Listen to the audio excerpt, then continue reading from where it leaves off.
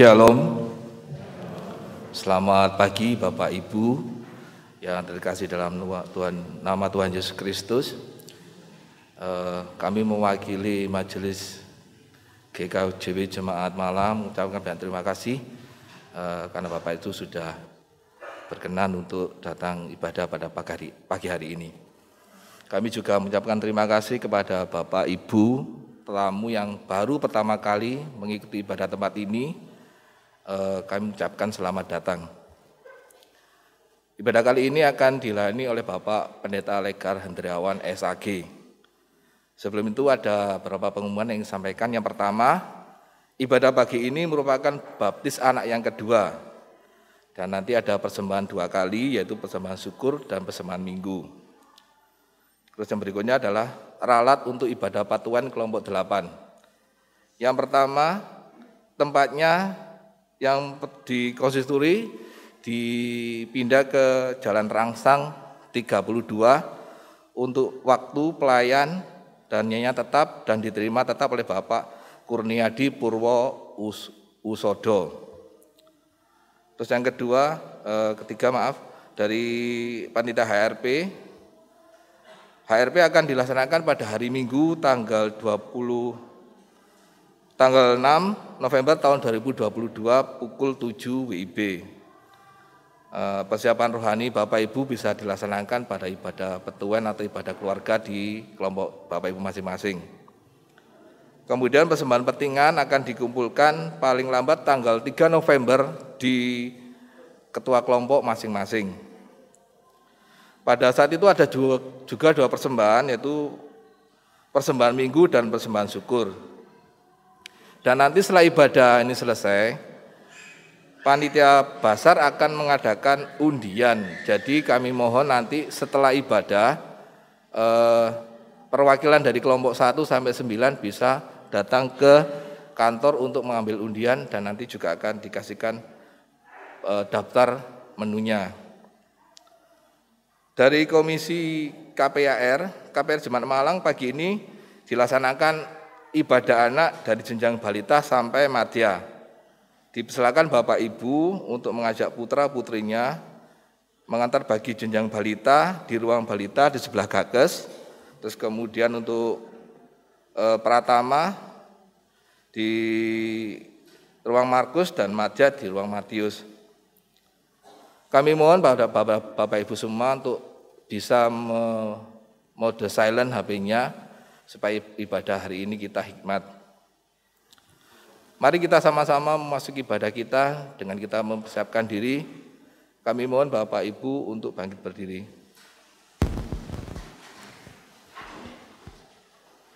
Kita pujikan nyanyian dari Kidung Jemaat 17 ayat yang pertama.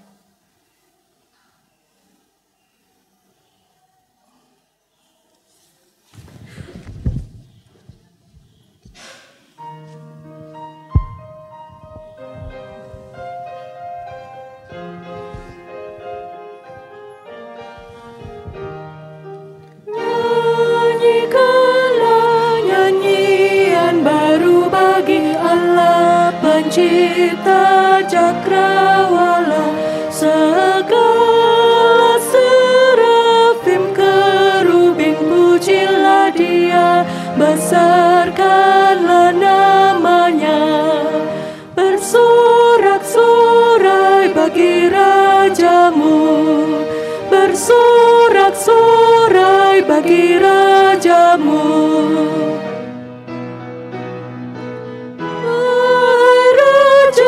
Raja dan pembesar di bumi yang memerintah dunia, teruna anak darah yang tua dan yang muda, ucap syukur padanya.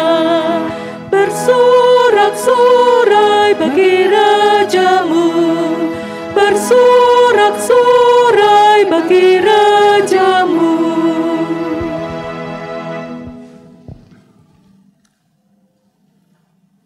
Jemaat yang dikasihi dan yang mengasihi Tuhan, mari bersama-sama kita mulai ibadah kita pada saat ini. Kita mengambil saat teduh, kita menyiapkan hati, pikiran, dan jiwa kita hampiri tahta Tuhan.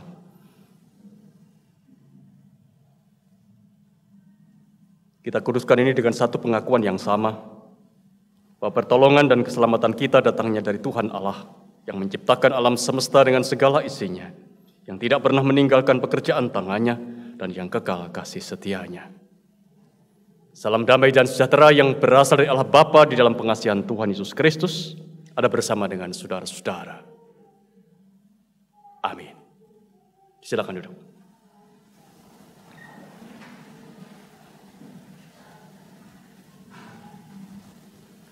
Bapak, Ibu, dan saudara-saudara yang dikasihi dan yang mengasihi Tuhan, minggu ketiga bulan Oktober ini kita masih dipandu oleh satu tema yang sama, tema bulan ekumene, mewujudkan hubungan dan kerjasama antar umat sebagai panggilan pelayanan. Ini adalah tema yang kita gumuli sepanjang bulan ekumene ini dengan satu harapan bahwa akan menjadi nyata dalam kehidupan kita, bagaimana kita hidup dalam berhubungan dan bekerja sama dengan mereka yang berkepercayaan yang lain. Mari kita menyambut tema ini dengan kita angkat satu pujian dari Kidung Jemaat nomor 416, bait 1 dan 2.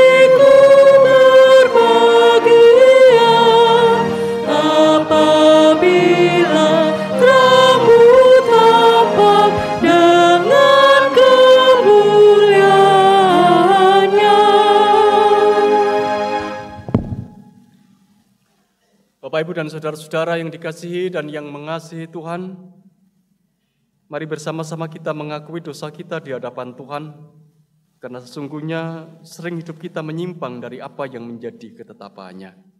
Kita masih sering belum bisa mewujudkan apa yang dikehendaki Tuhan atas kehidupan kita, mengasihi Dia ataupun mengasihi orang lain. Oleh karena itu mari bersama-sama dalam kesadaran diri akan keterbatasan kita mengakui dosa kita di hadapan Tuhan di dalam doa.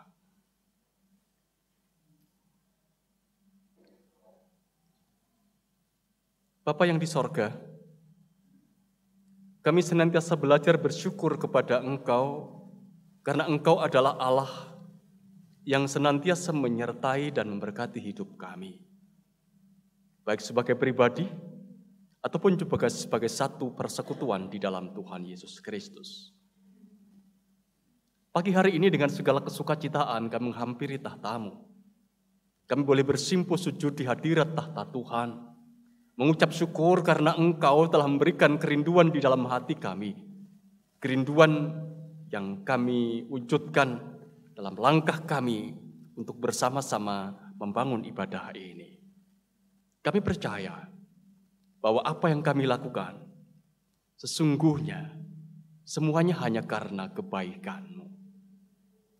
Kami belajar untuk mengagungkan Engkau, kami belajar untuk menyembah Engkau, kami belajar untuk memuji Engkau, ya Allah, karena Engkau adalah Allah kami yang baik. Allah yang telah menata kehidupan kami, memimpin dan memberkati kami. Namun ketika kami bersama-sama menyadari akan pimpinan dan penyertaan Tuhan. Kami juga tahu bahwa hidup kami sering tak seperti apa yang Tuhan kehendaki. Hidup kami sering menyimpang dari ketetapan Tuhan. Tuhan adalah Tuhan yang mengasihi, tetapi kami hidup sering ada dalam kebencian, ada dalam iri hati. Tuhan adalah Tuhan yang mengampuni, tapi sering kami hidup dengan tidak berani untuk mengampuni yang lain. Oleh karena itu perkenankan pada saat ini, dalam kesadaran diri bahwa kami telah berdosa di hadapan Tuhan, kami mohon pengampunan Tuhan. Supaya dengan pengampunan Tuhan kami layak untuk menerima rahmat dan anugerah Tuhan. Kami layak untuk menyembah Tuhan, kami layak untuk memuji Tuhan, kami layak untuk menikmati persekutuan ini. Engkau ya Allah, di dalam karya Roh Kudus, yang juga akan memampukan kami, anak-anak-Mu, untuk terus berjalan, iring Tuhan kami Yesus Kristus, berjalan di dalam kebenaran. Kami percaya akan pengampunan-Mu, kami percaya akan kasih-Mu yang besar. Kami percaya Engkau mendengarkan ungkapan pengakuan dosa kami. Di dalam nama Tuhan Yesus kami berdoa. Amin. Jemaat diundang untuk bangkit berdiri.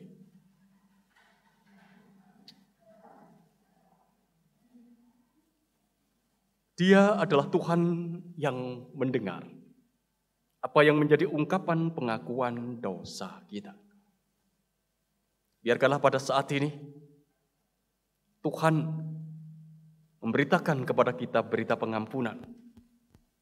Sebab di dalam Dia dan oleh darahnya kita beroleh penebusan, yaitu pengampunan dosa menurut kekayaan kasih karunia-Nya yang dilimpahkannya kepada kita dalam segala hikmat dan pengertian.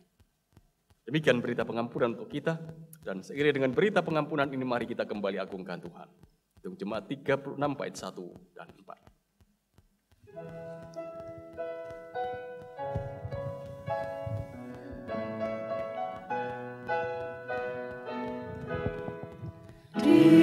Dihapuskan dosaku hanya oleh darah Yesus. Aku pulih dan sembuh hanya oleh darah Yesus.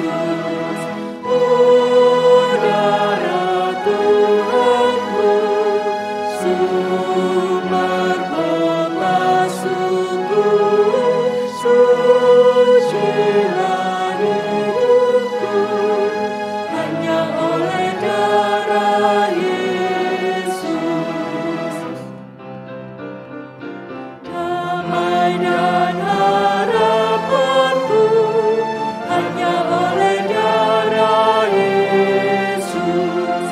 Allah membenarkanku hanya oleh darah Yesus.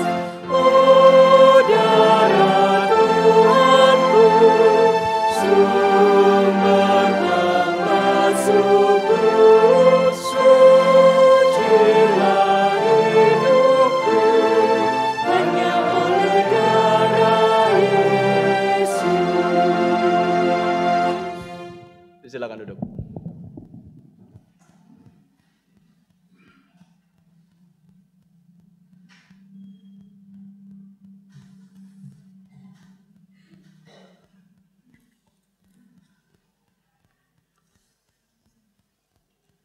Kita akan membaca firman Tuhan.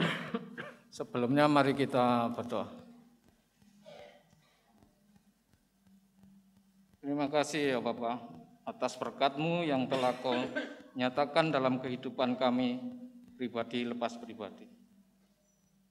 Sepanjang malam hingga pagi ini Tuhan telah menuntun dalam istirahat kami.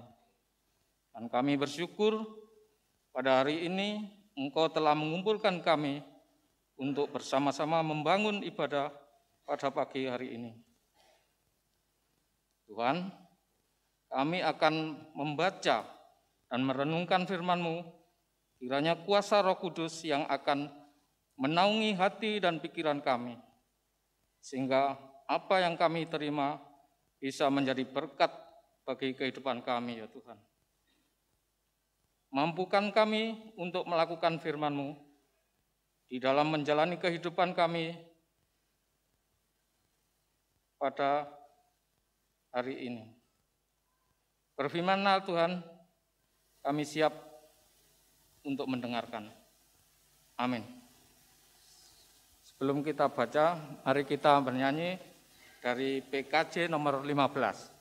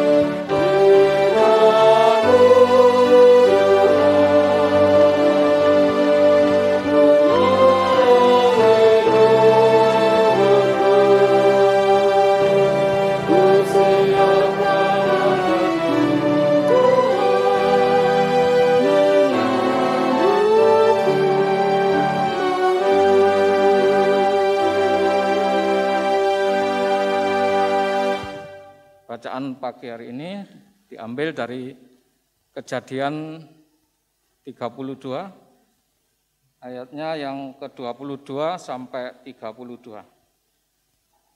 Pergumulan Yakub dengan Allah.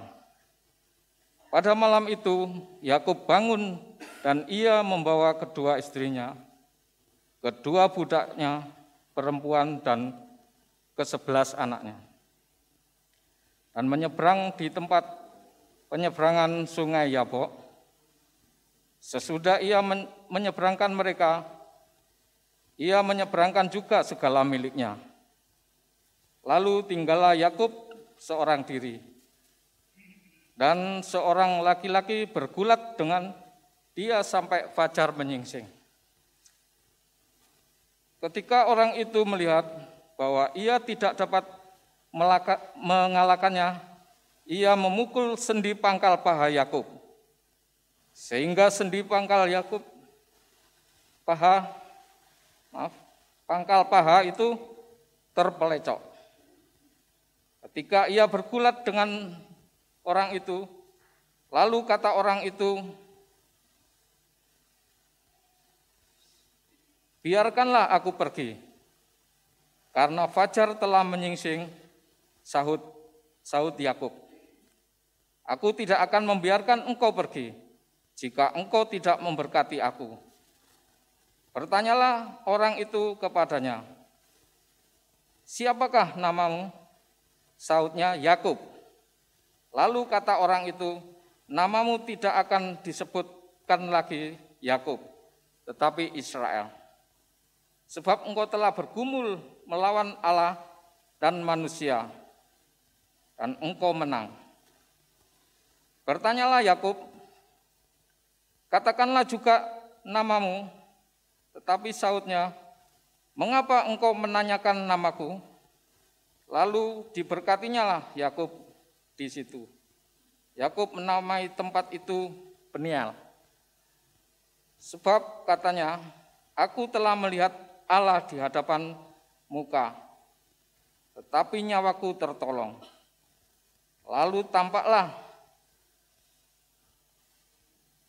kepadanya matahari terbit. Ketika ia telah melewati Peniel, dan Yakub pincang karena pangkal pahanya. Itulah sebabnya sampai sekarang orang Israel tidak memakan daging yang menutupi sendi pangkalnya, karena dia telah memukul sendi pangkal paha Yakub pada otot pangkal pahanya. Demikian firman Tuhan.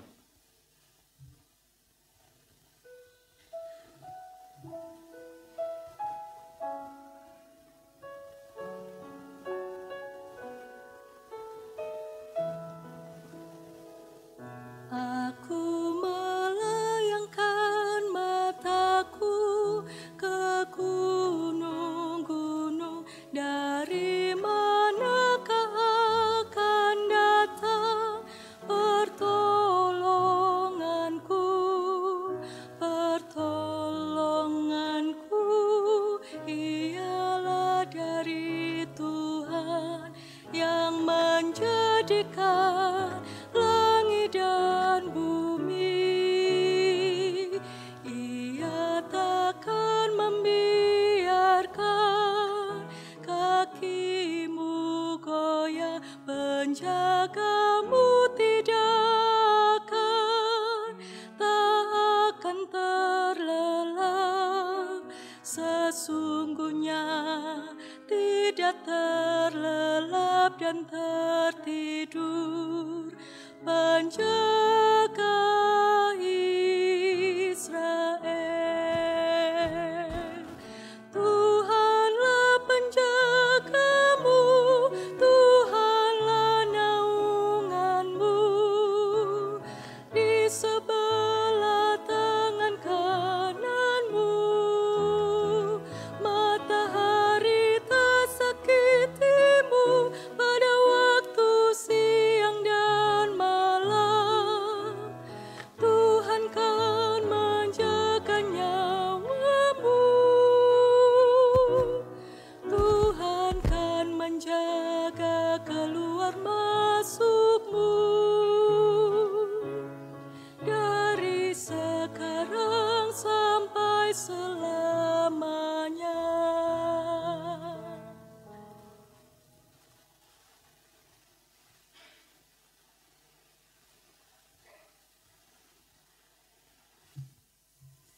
Bacaan kedua, 2 Timotius 3 ayat 14 sampai pasal 4 ayat kelima.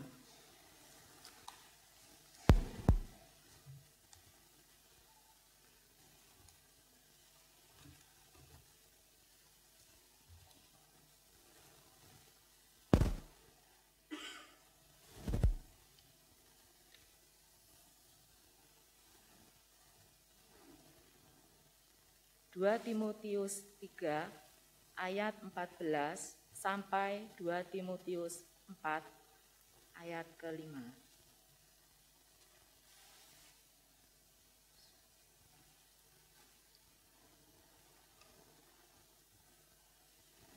Tetapi hendaklah engkau tetap berpegang pada kebenaran yang telah engkau terima dan engkau yakini, dengan selalu mengingat orang yang telah mengajarkannya kepadamu. Ingatlah juga bahwa dari kecil engkau sudah mengenal kitab suci yang dapat memberi hikmat kepadamu dan menuntun engkau kepada keselamatan oleh iman kepada Kristus Yesus. Segala tulisan yang diilhamkan Allah memang bermanfaat untuk mengajar, untuk menyatakan kesalahan, untuk memperbaiki kelakuan, dan untuk mendidik orang dalam kebenaran. Dengan demikian, tiap-tiap manusia kepunyaan Allah diperlengkapi untuk setiap perbuatan baik. Di hadapan Allah dan Kristus Yesus, yang akan menghakimi orang yang hidup dan yang mati, aku berpesan dengan sungguh-sungguh kepadamu demi penyataannya dan demi kerajaannya. Beritakanlah firman, siap sedialah baik atau tidak baik waktunya, nyatakanlah apa yang salah, tegurlah dan nasihatilah dengan segala kesabaran dan pengajaran.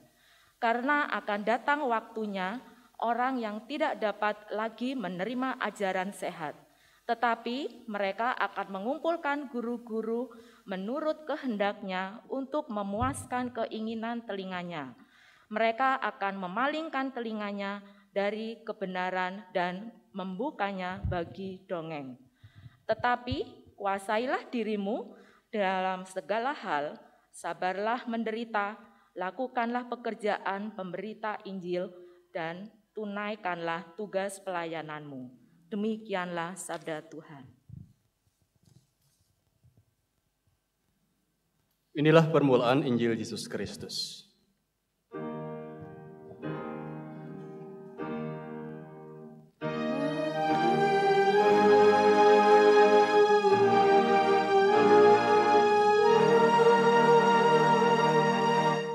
Umat diundang untuk bangkit berdiri.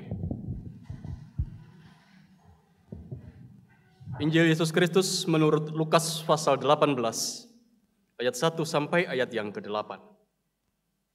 Yesus mengatakan suatu perumpamaan kepada mereka untuk menegaskan bahwa mereka harus selalu berdoa dengan tidak jemu-jemu. Katanya, dalam sebuah kota ada seorang hakim yang tidak takut akan Allah dan tidak menghormati seorang pun.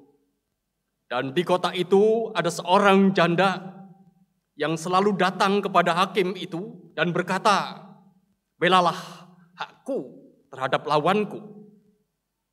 Beberapa waktu lamanya hakim itu menolak. Tapi kemudian ia berkata dalam hatinya, "Walaupun aku tidak takut akan Allah dan tidak menghormati seorang pun, namun karena janda ini menyusahkan aku, baiklah aku membenarkan dia, supaya jangan terus saja ia datang dan akhirnya menyerang aku." Kata Tuhan, camkanlah apa yang dikatakan hakim yang lalim itu. Tidakkah Allah akan membenarkan orang-orang pilihannya yang siang malam berseru kepadanya? Dan apakah ia mengulur-ulur waktu sebelum menolong mereka? Aku berkata kepadamu, ia akan segera membenarkan mereka. Akan tetapi, jika Anak Manusia datang, adakah ia mendapati iman di bumi? Demikian firman Tuhan, Injil Yesus Kristus yang berbahagia setiap kita yang mendengar dan meliharanya dalam hidup. Amin.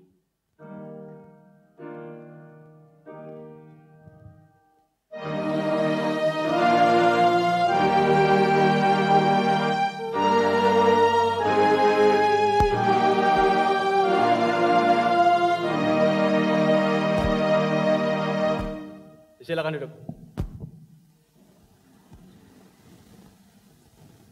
Bapak, Ibu, dan saudara-saudara yang dikasihi dan yang mengasihi Tuhan, kita akan perhatikan kitab Kejadian pasal 32, ayat 22 dan ayat 23, yang menjadi bacaan kita yang pertama. Dua ayat ini akan menjadi titik tolak kita untuk merenungkan firman Tuhan yang telah kita baca bersama. Dikatakan kepada kita, pada malam itu Yakub bangun dan ia membawa kedua istrinya, kedua budaknya perempuan, dan ke-11 anaknya dan menyeberang di tempat penyeberangan sungai Yabok. Sesudah ia menyeberangkan mereka, ia menyeberangkan juga segala miliknya. Ayat 24. Lalu tinggallah Yakub seorang diri dan seorang laki-laki bergulat dengan dia sampai fajar menyingsing. Bapak, Ibu, dan saudara-saudara yang dikasihi dan yang mengasihi Tuhan. Salah satu kata yang diungkapkan dalam nats kita adalah menyeberang. Saya yakin kita semua pernah menyeberang. Entah menyeberang jalan, menyeberang laut, atau menyeberang yang lain. Menyeberang, saudara-saudara, dalam pengertian yang sangat sederhana, itu bisa dimaknai sebagai aktivitas atau tindakan atau perjalanan melintasi batas-batas. Baik batas ruang ataupun batas waktu. Sebagaimana kita tahu bahwa kita hidup dibatasi oleh ruang dan waktu. Seorang musafir adalah seorang yang berjalan melintasi batas-batas wilayah, batas-batas negara dalam pengembaraannya. Seorang pelaut adalah seorang yang melintasi batas-batas samudera dalam pelayarannya. Seorang politikus adalah seorang yang melintasi batas-batas kepentingan politik dalam karirnya sebagai politikus. Seorang yang sudah lansia, sudah berusia lanjut, adalah seorang yang melintasi batas-batas masa, batas-batas era dalam hidupnya yang panjang. Dan kita semua tahu, saudara-saudara, bahwa kita semua pernah menyeberang dalam pengertian melalui, melewati, menembus batas-batas ini. Dan kita perjanjian lama sesungguhnya banyak menggunakan istilah menyeberang. Jadi istilah menyeberang itu banyak dipakai, digunakan di dalam kitab perjanjian lama. Sekalipun di perjanjian baru ada, tetapi paling banyak itu digunakan di dalam perjanjian lama, yang biasanya selalu dihubungkan dengan kehidupan Israel. Bahkan seorang teolog besar kita, Profesor Joas Adi, orang dosen STT Jakarta, dia mengatakan begini, bahwa menyeberang itu adalah jati diri atau identitas dari bangsa Israel. Jadi identitas diri bangsa Israel itu adalah menyeberang. Bangsa Israel adalah bangsa yang menyeberang. Mari sejenak kita memperhatikan beberapa fakta ini. Kiranya ini menjadi pokok permenungan kita untuk memahami bahwa sesungguhnya apa yang disampaikan oleh Profesor Joas tentang Israel itu adalah bangsa yang menyeberang. Menyeberang itu adalah identitas bangsa Israel. Itu ada dalam kehidupan yang real. Abraham, saudara-saudara, kita tahu Abraham itu adalah nenek moyang bangsa Israel. Dia adalah orang yang melintasi batas-batas wilayah, melintasi batas-batas negara untuk pergi kemana?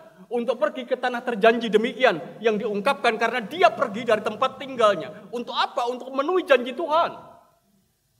Berarti bahwa janji Tuhan itu akan dia dapatkan. Dia akan menjadi bangsa yang besar, dia akan mendapatkan tanah. Karena Tuhan manggilnya untuk pergi dan ia melintasi batas-batas itu. Bangsa Israel ketika masih dalam tanda kutip begitu berupa cikal bakal begitu, dan itu berangkat dari keluarga Yusuf, Bapak Ibu. Kita tahu keluarga Yakub, keluarga Yusuf, itulah yang sesungguhnya menjadi cikal bakal kehidupan orang-orang Israel ketika mereka semua itu tinggal di Mesir. Dan kita mengatakan bahwa mereka tinggal di Mesir, mereka telah menembus batas. Mereka melewati batas-batas itu dan menjadi satu bangsa yang besar di Mesir. Dan kemudian mereka ada dalam penindasan dan oleh karena itu kemudian mereka atas pertolongan Tuhan keluar. Untuk pergi kemana? Untuk pergi ke Kanaan. Dan untuk pergi ke Kanaan itu saudara-saudara, maka bangsa Israel ini kemudian harus melintasi batas-batas. Pertama, dia harus melewati Laut Merah, menyeberang Laut Merah. Kemudian mereka harus melewati padang gurun selama 40 tahun. Kemudian sebelum masuk Kanaan mereka harus menyeberangi Yordan. Artinya mereka melintasi itu. Untuk sampai pada akhirnya mereka bisa masuk ke dalam Kanaan sebagai tanah terjanji.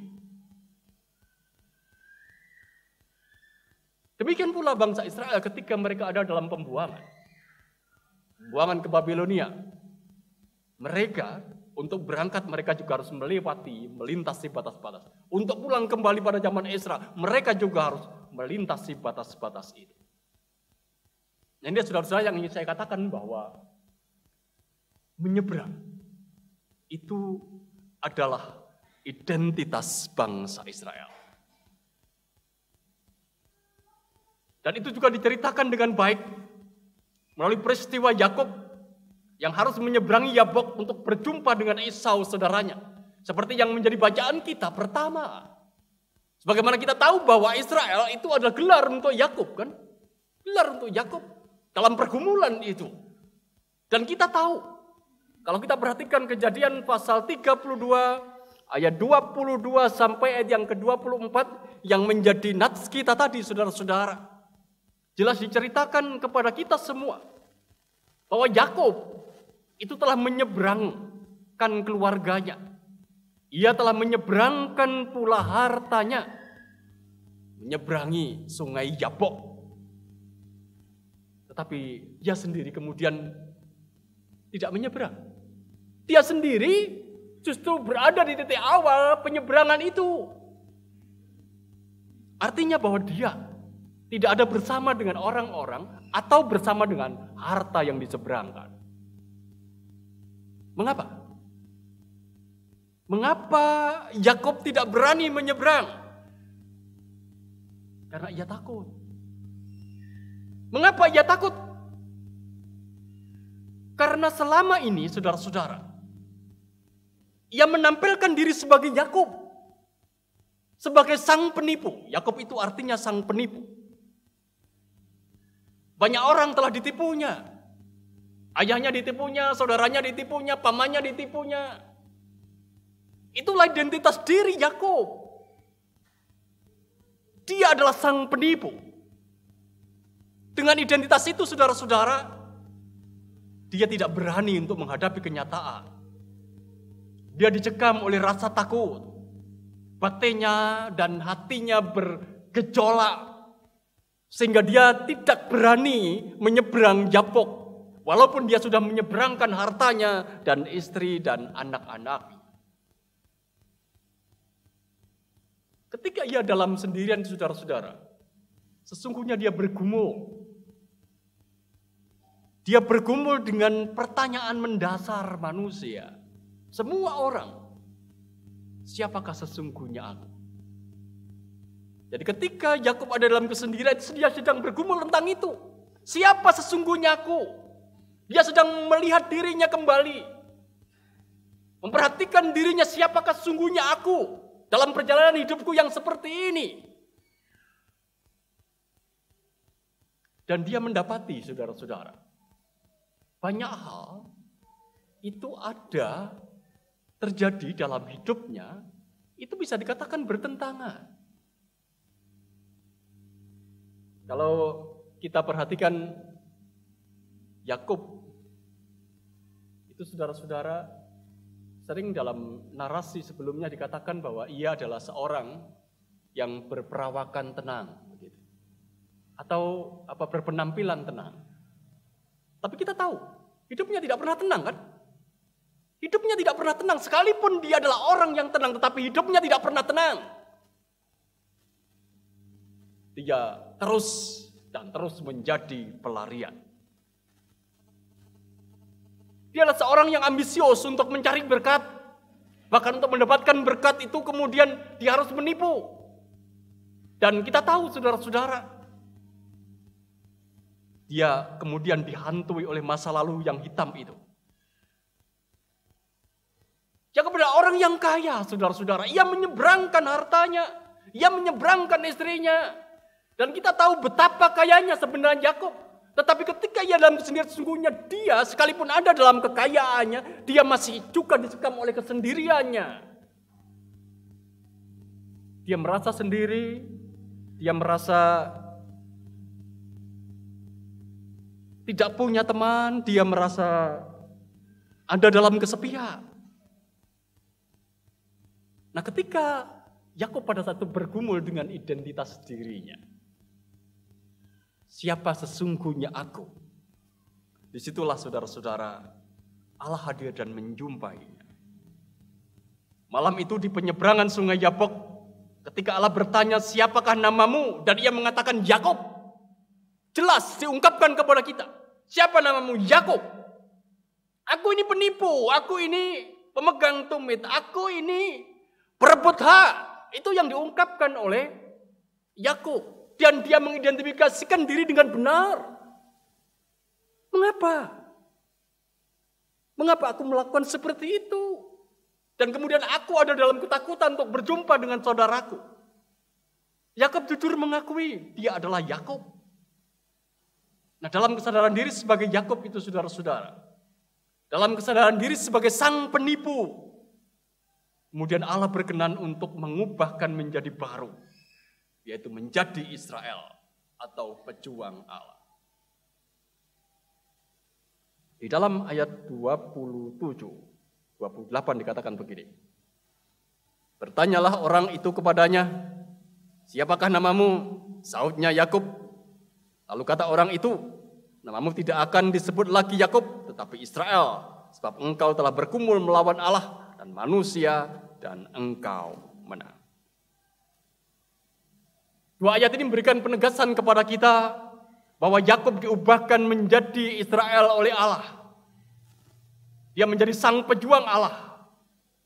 Dan Israel ini menjadi identitas baru bagi Yakub. Yang tadinya dia identitasnya adalah Yakub, sang penipu, kini dia menjadi Israel, sang pejuang Allah.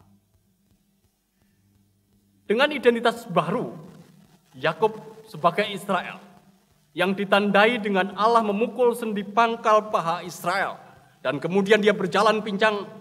Allah ingin menyampaikan dua pesan mendasar.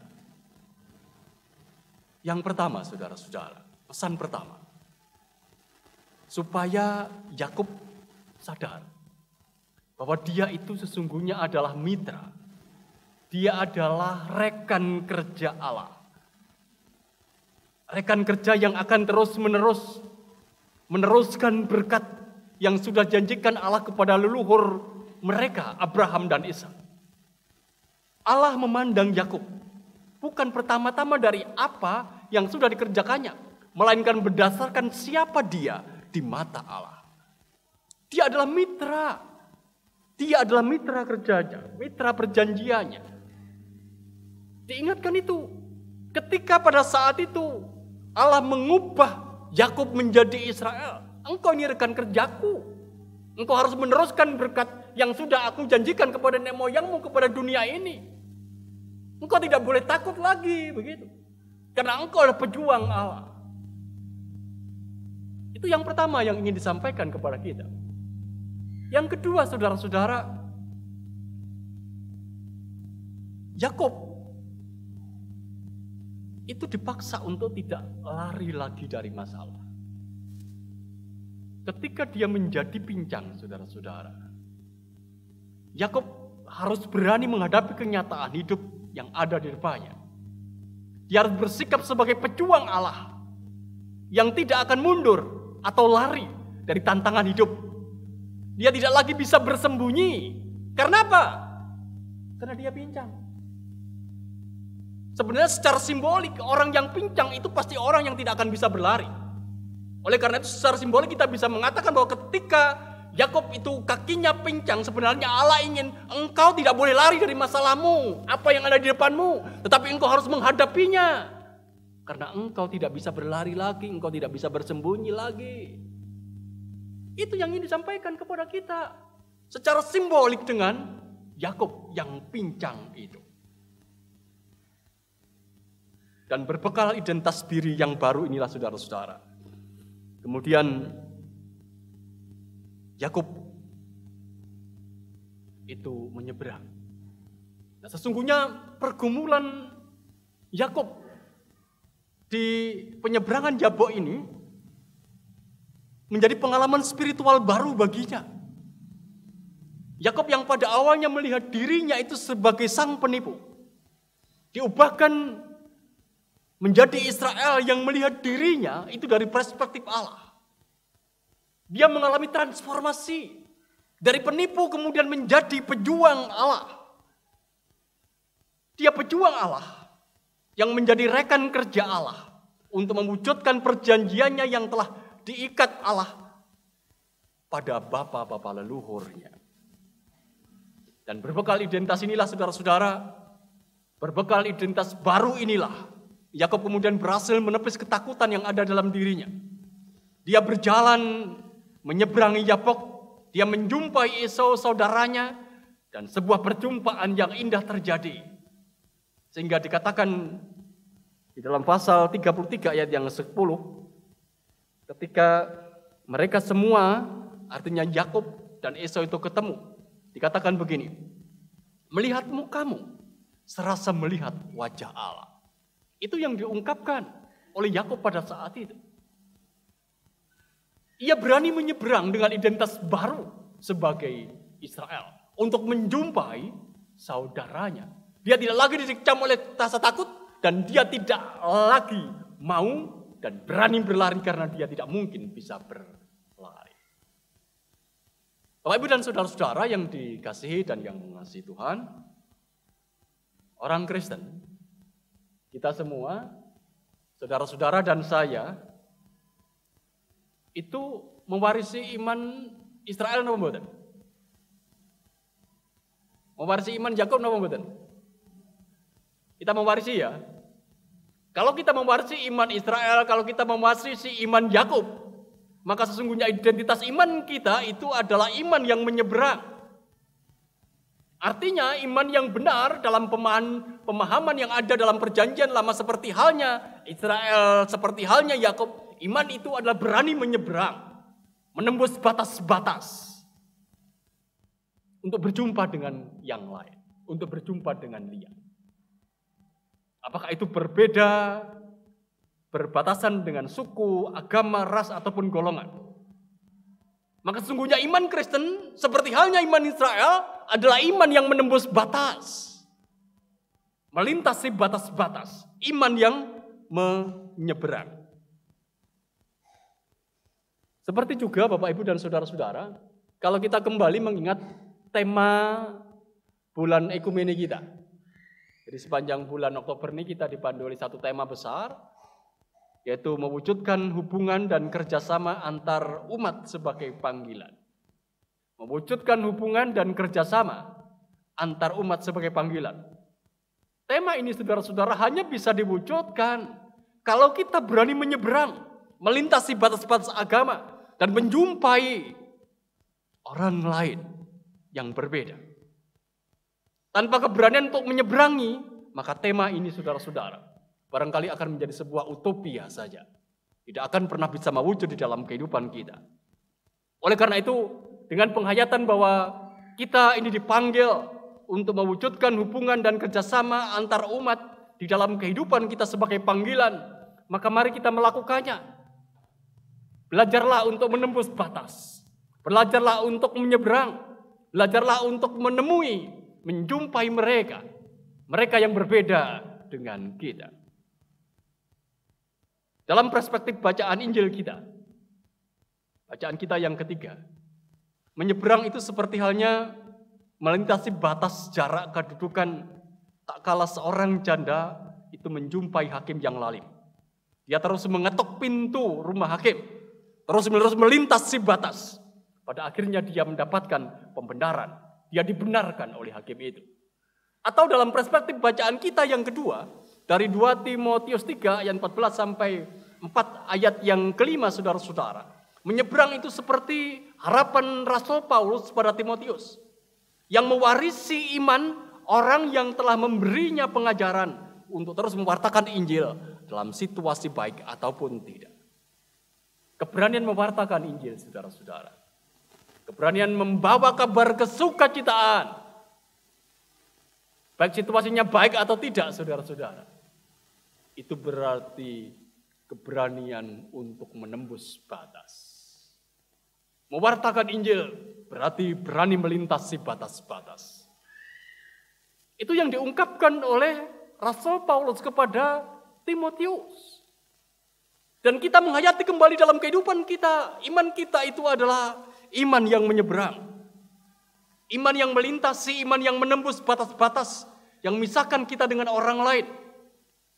Dan Kristus, saudara-saudara, telah memberikan teladan yang sangat baik bagi kita. Kristus telah menunjukkan pada kita apa artinya menyeberang itu. Ia telah melintasi keilahian dan kemudian merekuk kemanusiaan. Di dalam karya apa? Di dalam karya Yesus. Bukankah Allah adalah Allah yang menembus batas? Demi apa? Demi keselamatan atas dunia ini. Demi keselamatan kita semua. Allah menembus batas. Demikian pula dengan kehidupan iman kita, saudara-saudara. Kita hanya dimungkinkan untuk menembus batas jika memiliki satu visi yang sama dengan Allah. Menyelamatkan yang lain, membawa yang lain. Untuk boleh menerima kabar kesukacitaan dari Allah. Kristen itu identitas baru kita. Identitas baru ini, dengan ini kita ditantang untuk melintasi batas-batas yang memisahkan diri kita dengan yang lain. Mari perhatikan, ada banyak batas di dalam kehidupan kita. Kalau hidup kita dibatasi oleh ruang dan waktu. Tetapi iman kita menegaskan, beranilah untuk menembus batas.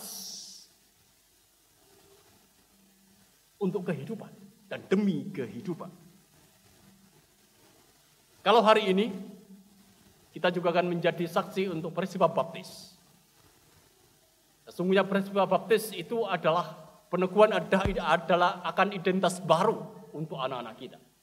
Dia terhisap masuk dalam kehidupan karya keselamatan Allah di dalam Yesus Kristus. Dan kita mengatakan iya, terhisap masuk dalam keselamatan yang Tuhan Allah sediakan. Identitas barunya jelas, Kristen atau anak-anak Allah. Kalau kita membawa dia untuk masuk dalam karya penyelamatan Allah, maka biarkanlah kita sebagai orang tua juga terus meneguhkan tentang identitasnya melalui apa yang kita lakukan bagi anak-anak kita. Masih banyak hal, masih panjang perjalanan kita untuk menembus batas-batas yang ada. Tapi percayalah, jika kita melakukannya seperti Allah yang melakukannya, dengan satu visi menyelamatkan, visi untuk berangkulan seperti halnya Yakub, maka kita akan dimungkinkan untuk menembus dan melintasi batas-batas itu. Demi perawatan, demi kehidupan yang Tuhan sediakan. Seperti halnya Yakub yang pada akhirnya dia bersatu, dia menjadi satu keluarga kembali dengan Esau.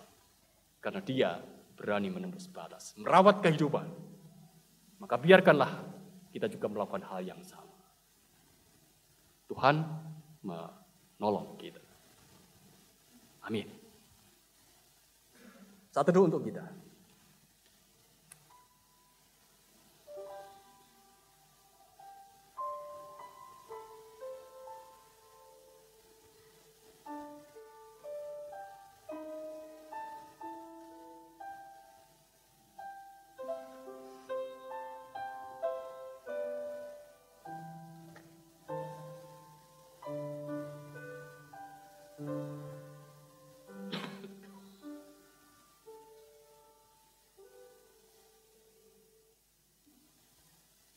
Kita menyambut firman Tuhan yang telah kita renungkan dengan kita menyanyi kembali dari Kidung Jemaat nomor 457, bait 4 dan 6.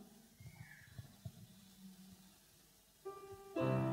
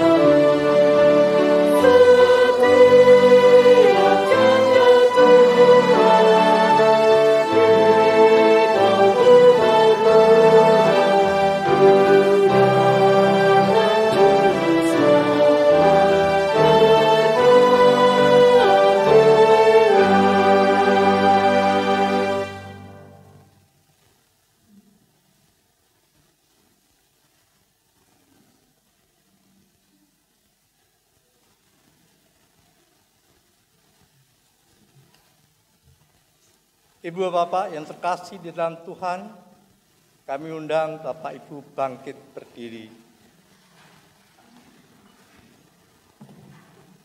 Marilah kita memperbarui iman percaya kita dengan mengucapkan pengakuan iman rasuli seperti yang diucapkan oleh orang-orang percaya di dunia. Pengakuan iman rasuli. Aku percaya kepada Allah, Bapa yang Maha Kuasa, Khalik langit dan bumi, dan kepada Yesus Kristus, Anak-Nya yang tunggal Tuhan kita, yang dikandung daripada Roh Kudus, lahir dari anak darah Maria, yang menderita di bawah pemerintahan Pontius Pilatus, disalibkan, mati, dan dikuburkan, turun ke dalam kerajaan maut.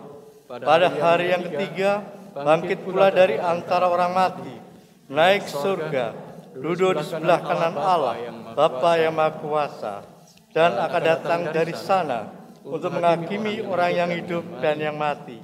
Aku percaya kepada Roh Kudus, Gereja yang kudus dan am, persekutuan orang kudus, pengampunan dosa, bangkitan daging, dan hidup yang kekal.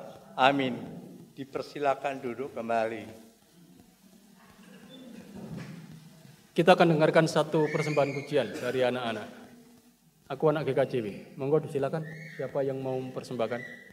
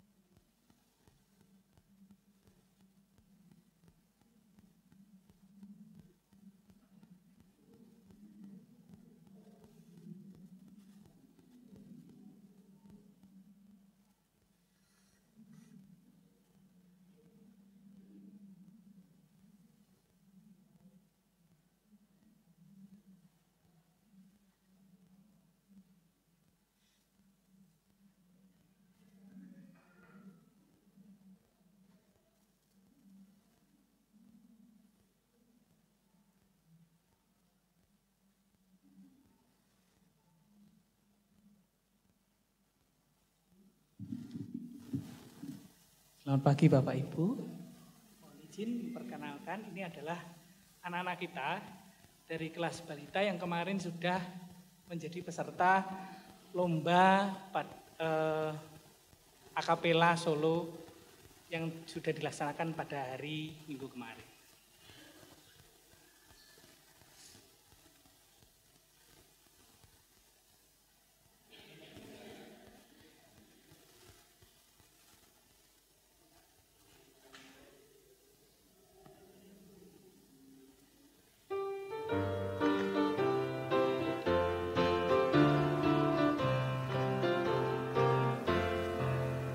Aku anak GKJW.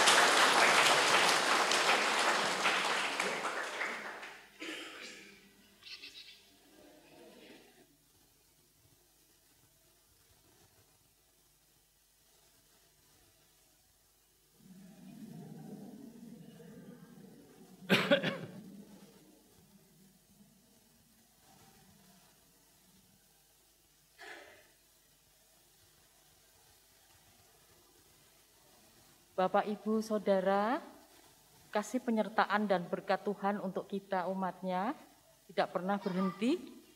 Kebaikan dan kasih-Nya juga telah menyelamatkan kita. Oleh karena kebaikan-Nya, marilah kita mengucap syukur dan kita wujudkan dalam persembahan kita sebagai dasar di dalam kita mempersembahkan. Ada firman Tuhan yang terambil dari Mazmur 50 ayat 14 sampai 15. Begini firman-Nya. Persembahkanlah syukur sebagai korban kepada Allah dan bayarlah nazarmu kepada Yang Maha Tinggi. Berserulah kepadaku pada waktu kesesakan. Aku akan meluputkan engkau dan engkau akan memuliakan aku. Mari saudara-saudara yang terkasih, kita mempersembahkan persembahan yang sudah kita siapkan dari rumah dengan memuji lagu dengan hati bersyukur. Syukur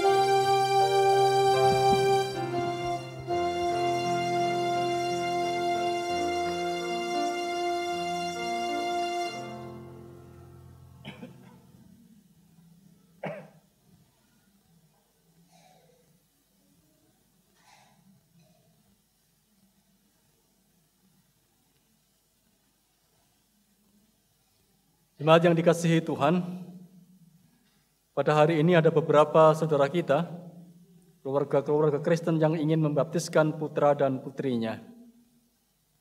Oleh karena itu, mari kita bersama-sama melayaninya dengan sukacita di dalam nama Bapa, Putra, dan Roh Kudus.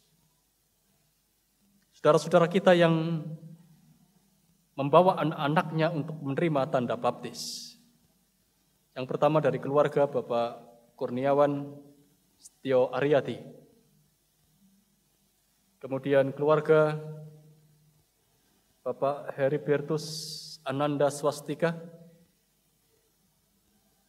Yang ketiga, keluarga Bapak Marolop Hasahatan Sinaga. Bapak Imung Pamungkas dan Bapak Prucut Bondan Adi Roso.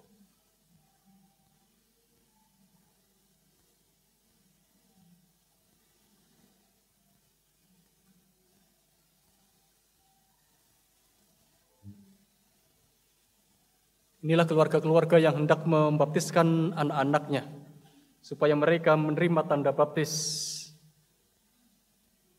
Jemaat yang dikasihi Tuhan, selaku orang tua, mereka berharap bahwa putra-putrinya itu menjadi milik Kristus. Karena meskipun putra-putrinya itu pemberian Allah, namun juga tidak terlepas dari kuasa dosa. Tuhan Yesus pun berkenan menerima kehadiran anak-anak dan berkatinya sebagaimana tertulis dalam Markus pasal 10 ayat yang ke-13. Biarkan anak-anak itu datang kepadaku. Jangan menghalang-halangi mereka, sebab orang-orang yang seperti itulah yang empunya kerajaan Allah. Demikian pula Rasul Petrus dalam Kisah Para Rasul pasal 2 ayat 38 sampai yang 39 menuliskan, bertobatlah dan hendaknya kamu masing-masing memberi dirimu dibaptis dalam nama Yesus Kristus untuk pengampunan dosamu.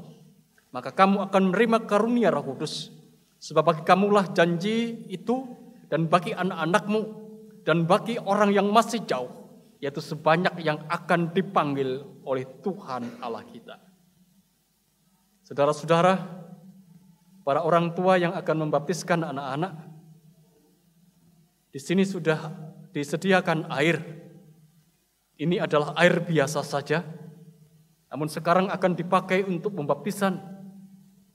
Ketika dibaptis, anak-anak saudara akan diperciki dengan air. Maksudnya ini menjadi tanda sekaligus menjadi meterai dari janji keselamatan Allah yang dinyatakan di dalam Tuhan Yesus Kristus. Sebagaimana yang telah dinyatakan kepada kita semua dalam karya Yesus.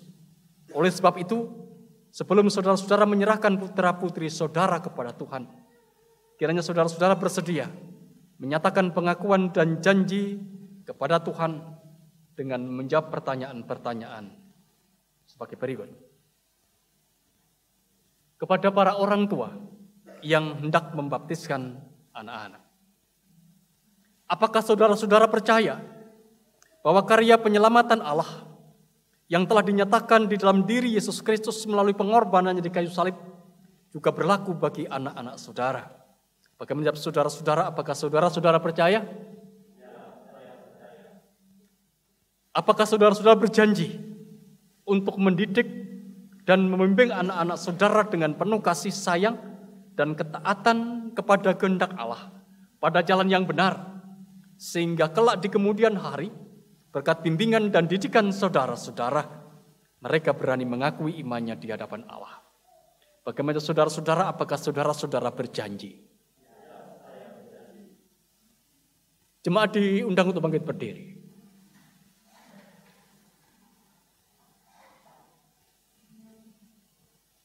Saudara-saudara sebagai warga jemaat, apakah saudara-saudara bersedia untuk saling membantu dan mengingatkan kepada orang tua yang membaptiskan anak mereka ini apabila mereka lupa untuk melaksanakan janjinya kepada Tuhan? Bagaimana saudara-saudara? Apakah saudara-saudara bersedia dan berjanji?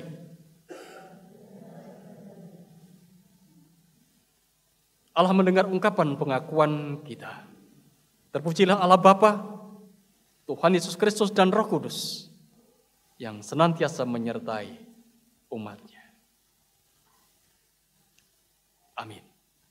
Jemaat disilakan duduk.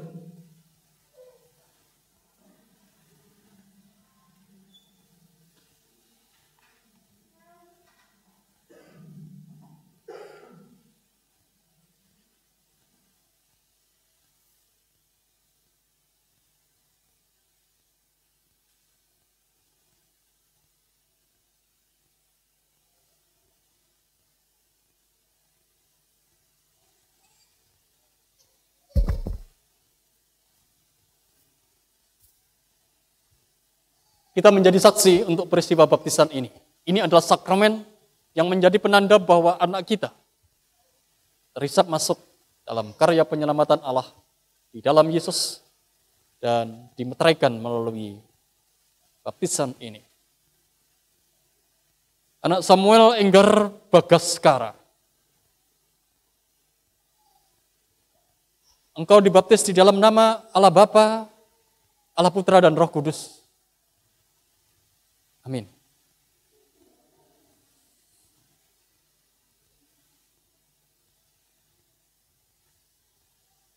Anak saudari Cleodora Angel Devinta Ayu, engkau dibaptis di dalam nama Allah Bapa, Allah Putra dan Roh Kudus. Amin. Anak Daniel Christian Asher Sinaga, engkau dibaptis di dalam nama Allah Bapa, Allah Putra dan Roh Kudus. Amin.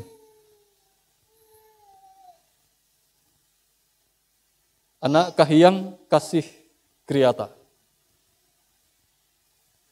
engkau dibaptis di dalam nama Allah Bapa, Allah Putra dan Roh Kudus. Amin.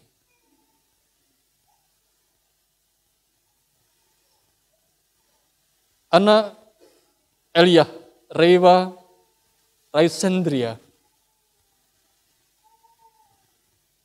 engkau dibaptis di dalam nama Allah Bapa, Allah Putra dan Roh Kudus. Amin.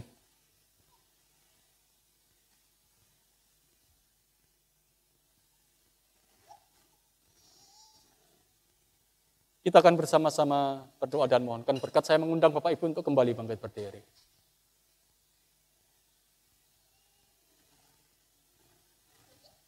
Mari berdoa. Bapa di sorga, kami percaya bahwa anak-anak ini adalah pemberian-Mu. Mereka adalah pribadi-pribadi yang Engkau berikan kepada kami, supaya kami boleh mewujudkan kasih-Mu bagi hidup mereka. Engkau telah mempercayakan mereka kepada kami, para orang tua. Dan saat ini dengan segala ketulusan dan kerendahan hati, kami para orang tua membawa anak-anak kami untuk menerima tanda baptis. Supaya mereka boleh hidup dan dimeteraikan dalam karya penyelamatan Allah yang nyata dalam Tuhan kami Yesus Kristus. Engkau ya Allah yang akan berikan kekuatan kepada kami para orang tua. Ketika kami para orang tua harus mendampingi anak-anak kami dalam proses pertumbuhannya. Ketika mereka akan berkembang menjadi orang-orang yang dewasa, berikan kepada kami hikmat-Mu, berikan kepada kami kesabaran-Mu, berikan kepada kami pengetahuan-Mu, bagaimana membawa kami, para orang tua ini, untuk mengajarkan kepada anak-anak kami akan kebenaran yang sejati di dalam Tuhan Yesus. Oleh karena itu, ya Tuhan, pada saat ini, mampukan kami para orang tua untuk sungguh-sungguh menghayati akan tugas berat yang Tuhan berikan bagi kami untuk memikul tanggung jawab bagi kehidupan anak-anak kami. Sebagai jemaat Tuhan, mampukan kami untuk saling menopang, saling membantu, untuk saling mengingatkan, supaya akan menjadi nyata bahwa melalui kehidupan persekutuan kami, melalui kehidupan gereja kami juga bertumbuh dan kami juga semakin mengenal bahwa Engkau akan membawa anak-anak kami itu supaya mereka hidup di dalam kebenaran. Izinkan kami sebagai jemaat Tuhan pada saat ini mohon berkat Tuhan di dalam nama Bapa, Putra dan Roh Kudus yang menjadi sumber dari segala berkat, kekuatan, damai sejahtera, kesentosaan akan senantiasa menyertai para orang tua untuk mendampingi anak-anak, memberkati, memberikan hikmat dan kebijaksanaan, mendampingi anak-anak kami. Dan kami juga mohon berkat-Mu untuk anak-anak kami. Biarkanlah hanya di dalam nama Bapa, Putra dan Roh Kudus, anak-anak kami akan bertumbuh, akan berkembang, mereka akan menjadi sehat dan boleh hidup dalam damai sejahtera Tuhan. Amin. Mari silakan duduk, silakan berdiri.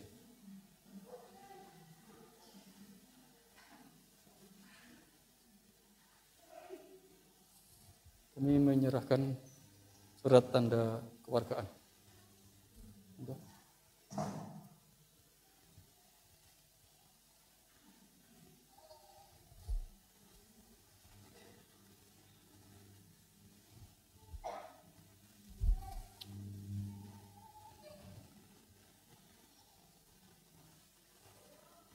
Jemaat yang dikasihi dan yang mengasihi Tuhan, kita akan angkat satu pujian dari NKB nomor 133. Bersamaan dengan itu, panjenengan silakan kembali dan kita akan berikan persembahan untuk Tuhan.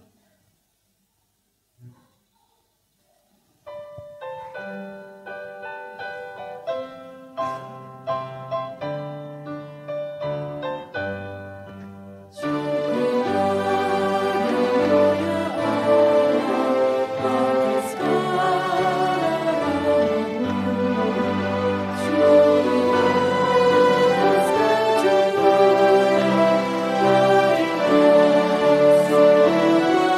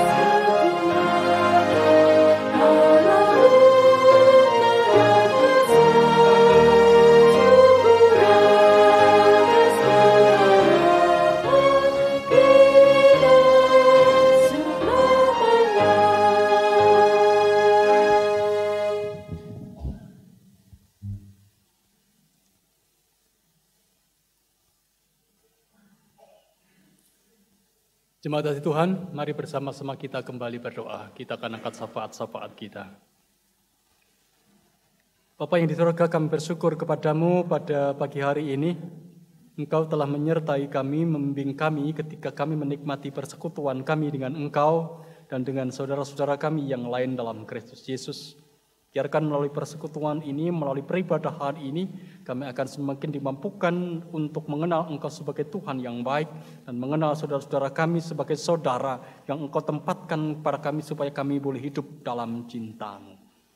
Terima kasih Tuhan untuk persekutuan ini. Terima kasih untuk firman yang Kau beritakan kepada kami. Mengingatkan kepada kami akan iman Israel, iman yang menyeberang, iman Yakub, iman yang menyeberang, iman yang dengan keberanian menjumpai keberadaan yang lain, menembus batas-batas. Biarkanlah itu juga menjadi perwujudan atas iman kami ketika kami anak-anak-Mu ini harus bekerja sama berhubungan dengan orang-orang yang berkepercayaan yang lain. Kami sesungguhnya hanya berharap kepada Engkau supaya Engkau menopang kami, memampukan kami ketika mewujudkan kehidupan iman kami, iman yang menyeberang. Seperti Allah sendiri adalah Allah yang menyeberang, melintasi keilahian dan merekuk kemanusiaan di dalam karya Tuhan Yesus. Terima kasih Tuhan untuk firman-Mu. Jangan biarkan kami hanya menjadi pendengar, jangan biarkan kami hanya menjadi pewarta, tapi biarkanlah menjadi pelaku atas firman-Mu itu. Kami bersyukur pula kalau Engkau berikan kesempatan bagi kami di bulan Ekumene ini kami menghayati satu tema terkait dengan bagaimana kami berhubungan dengan orang lain dengan kepercayaan yang berbeda. Biarkan kami boleh menjaga kesatuan dunia ini melalui gerakan Ekumene ini karena kami hidup dalam satu bumi yang sama. Kami hidup dan menghidupi dunia yang sama. Kami bersyukur kepadamu Tuhan karena Engkau pada saat ini juga memberikan kesempatan kepada kami, para jemaat, untuk menjadi saksi atas peristiwa baptis anak-anak kami. Para orang tua yang telah menyerahkan anak-anak mereka untuk menerima tanda baptis, menerima sakramen baptis ini, biarlah Tuhan sendiri yang akan kembali meneguhkan, menguatkan, dan berikan hikmat kebijaksanaan pada para orang tua, supaya mereka boleh mendidik anak-anak mereka terus ke arah Kristus. Kami percaya Engkau adalah Allah kami yang baik, yang tidak pernah meninggalkan para orang tua ketika mereka dengan susah payah dan berusaha sekuat tenaga untuk mendidik anak-anak mereka untuk hidup ke arah Kristus. Kami juga berdoa pada saat untuk persembahan yang sudah kami kumpulkan, persembahan minggu ataupun persembahan syukur yang kami berikan kepada Engkau sebagai ungkapan pengakuan bahwa kami ini sudah Engkau berkati, kami telah menerima rahmat anugerah-Mu, kami telah menerima pemberian-Mu yang besar, bahkan hidup kami inilah pemberian-Mu, dan kami berikan kembali kepada Engkau melalui persembahan ini. Oleh karena itu ya Allah, biarkanlah apa yang boleh kami persembahkan ini akan berguna bagi kemuliaan nama-Mu, kehidupan pelayan yang ada di jemaat Tuhan. Kami juga berdoa pada saat ini untuk kehidupan pelayanan yang ada di GKJ Jemaat Malang, penatua, diaken, pegawai gereja, ataupun juga setiap orang yang menyerahkan hidup dan kehidupannya demi pelayanan. Tuhan sendiri yang akan berikan ketulusan hati, Tuhan yang sendiri yang akan berikan kemampuan, Tuhan sendiri yang akan berkatinya, supaya apa yang dilakukannya dalam pelayanan sungguh-sungguh akan memiliki dampak menjadi berkat bagi yang lain. Kami juga berdoa untuk setiap keluarga Kristen, keluarga umat-Mu, Engkau yang akan berkati setiap keluarga, hubungan suami istri, hubungan dengan anak-anak. Engkau yang akan menjaga setiap keluarga supaya setiap keluarga boleh menjadi teladan atas kehidupan orang lain. Biarkanlah setiap keluarga juga Tuhan berkati, Engkau cukupkan setiap kebutuhan di dalam kehidupannya, dan Engkau menjaga relasi setiap orang dalam kehidupan berkeluarga itu sehingga akan menjadi nyata bahwa di situ juga akan menjadi mewujud bahwa itu adalah keluarga Allah yang hidup demi cinta, demi damai sejahtera bagi semua. Kami juga berdoa pada saat ini untuk para keluarga yang mendampingi anak-anak kami yang masih kecil, supaya Tuhan memberikan kesabaran dan keikhlasan dan ketulusan, supaya mereka semua boleh dimampukan untuk mendampingi dan mendidik anak-anak kami. Para pemuda, pemudi-Mu, anak-anak kami yang ada di bangku pendidikan, para lansia, orang tua kami yang berusia lanjut, kami juga serahkan kepada Tuhan supaya Tuhan berkatinya, Tuhan memampukannya, Tuhan yang akan senantiasa ada dalam kehidupan mereka, tidak akan pernah meninggalkan mereka, sehingga mereka semua tetap ada hidup dalam pengharapan menjalani kehidupan yang Tuhan sediakan.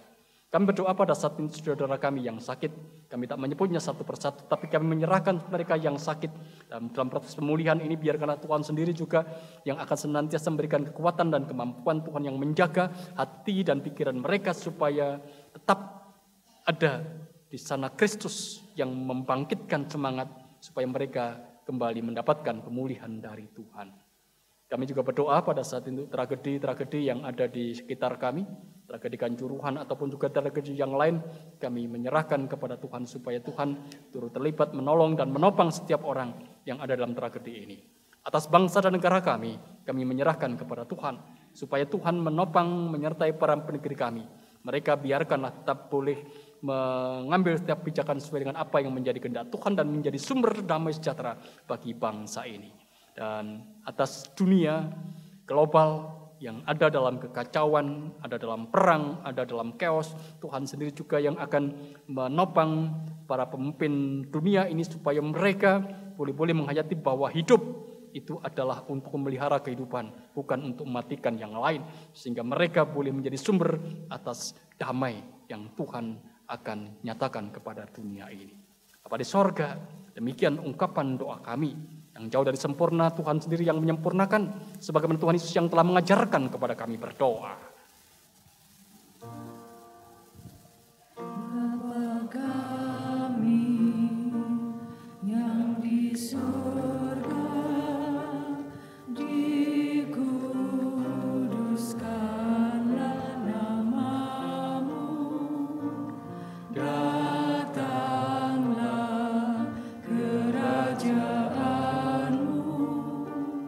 jadilah kehendak-Mu di bumi seperti di surga. Berikanlah kami pada hari ini makanan kami yang secukupnya, dan ampunilah kami akan kesalahan kami,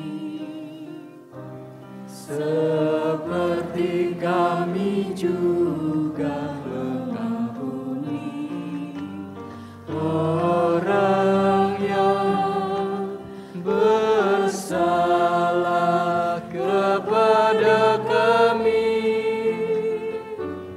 Dan janganlah membawa kami ke dalam pencobaan, tetapi lepaskanlah kami daripada yang jahat. Karena Engkau-Lah yang mempunyai kerajaan dan kuasa dan kemuliaan sampai selama-lamanya.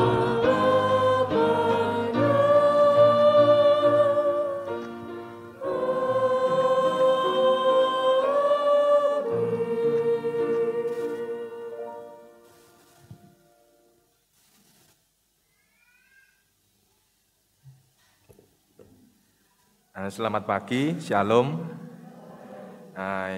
Yang saya hormati Pak Pendeta Legal Hendriawan, kemudian Bapak Ibu Majelis Jemaat, serta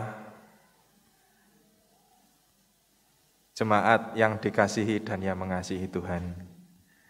Izinkan saya mewakili dari keluarga Bapak Ibu yang putra-putrinya dibaptis pada pagi hari ini untuk menyampaikan sedikit sambutan. Yang pertama, kami mengucapkan banyak terima kasih. Yang pertama kepada Tuhan Yesus Kristus yang sudah mengizinkan pada pagi hari ini putra-putri kami boleh dibaptis dalam layanan baptis di GKJW Jemaat Malang.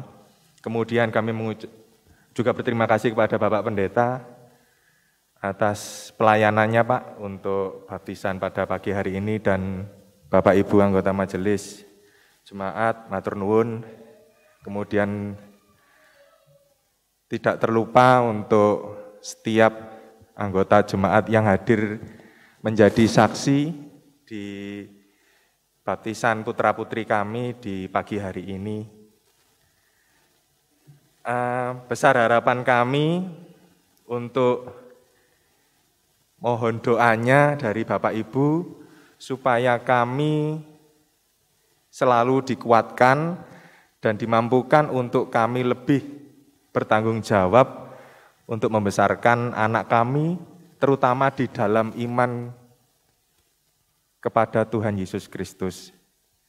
Karena kami sadar bahwa ke depannya tantangan semakin berat, dan harapan kami, anak-anak kami boleh tumbuh dan berbuah menjadi saksinya, tidak hanya di dalam gereja, namun bisa di luar gereja.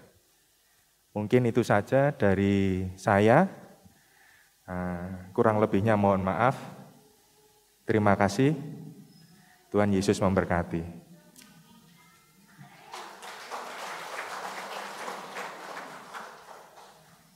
Jemaat diundang untuk bangkit berdiri.